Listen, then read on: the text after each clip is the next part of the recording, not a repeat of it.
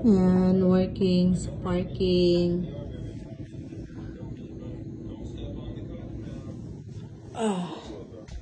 Nagpagawa kami ng blacktop. Today is July 31. Ayan.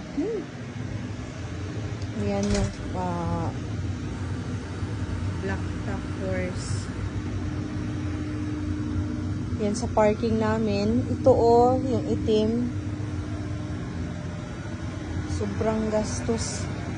Ayan, tsaka meron pa dito.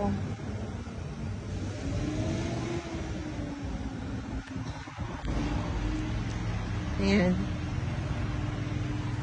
Oh, maliit. May tubig pa ba? Oh, wala na. Okay. Tinanggal lang tubig. Yun. Ayan.